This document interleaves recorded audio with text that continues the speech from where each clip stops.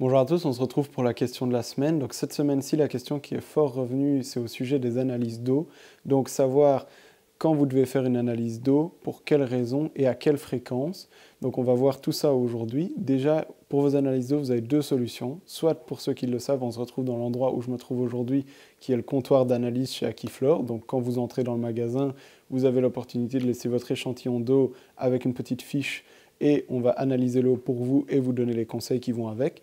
Ou alors, si vous n'avez pas l'opportunité de venir nous dire bonjour ou simplement que vous préférez avoir une petite solution pour tester l'eau chez vous au cas où il y aurait un petit problème ou autre et que vous voulez être sûr tout de suite sans devoir vous déplacer au magasin, il y a les différents types de tests comme je l'ai ici en main. Par exemple, ça c'est un kit test tout à fait correct qui est déjà complet de la marque Serra, donc c'est une marque qu'on utilise aussi beaucoup ici en magasin.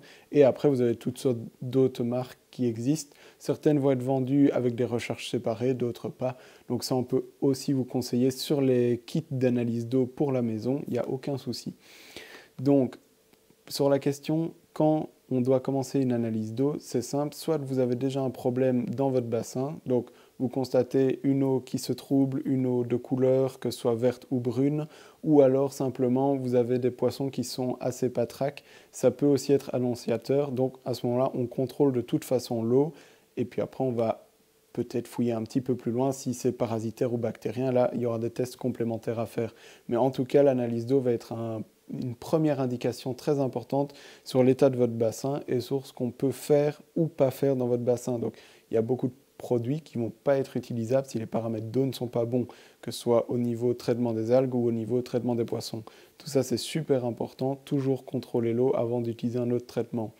Ensuite, pour les échéances d'analyse d'eau, bien, une fois que vous avez redressé vos paramètres d'eau, que tout votre bassin est bon, il ne va pas falloir faire une analyse d'eau toutes les semaines. Ce n'est pas aussi contraignant que ça. Vous pouvez le faire si vous voulez vérifier, il n'y a aucun souci. Mais alors à ce moment-là, d'office, on vous oriente là-dessus. Maintenant, si vous passez en magasin, de toute façon, vous prenez un échantillon d'eau, vous aurez l'esprit libre parce que vous saurez que tout va bien ou dans le cas contraire, ce qu'il faut faire.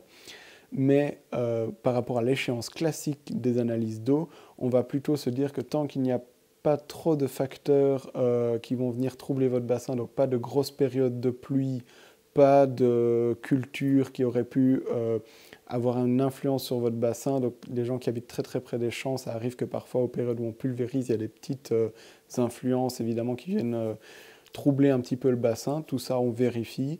Ou sinon, faire une analyse d'eau tous les mois, c'est largement suffisant. Vous pouvez espacer les échéances d'analyse d'eau de votre bassin. Donc nous, on conseille tous les mois, mais évidemment, vous pouvez un petit peu varier cette échéance en fonction de votre bassin. Donc si vous savez très bien que toute la période non pluvieuse chez vous, il n'y a pas d'autres influences qui viennent troubler le bassin, alors il n'y a pas de souci, vous pouvez rester 2, 3 mois sans analyse d'eau s'il n'y a aucun facteur alarmant dans le bassin.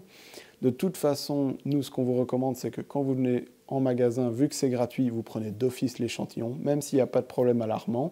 Mais comme ça, c'est un petit check-up gratuit qui est très pratique quand vous ne savez pas trop où vous situer. Si c'est votre première visite chez Aquiflore, pareil, vous prenez d'office un échantillon d'eau. Ce sera la meilleure façon pour vous et pour nous de faire connaissance en fait avec votre bassin et du coup de pouvoir déjà savoir où vous vous situez pour vous conseiller au mieux sur les problèmes que vous rencontrez avec votre bassin.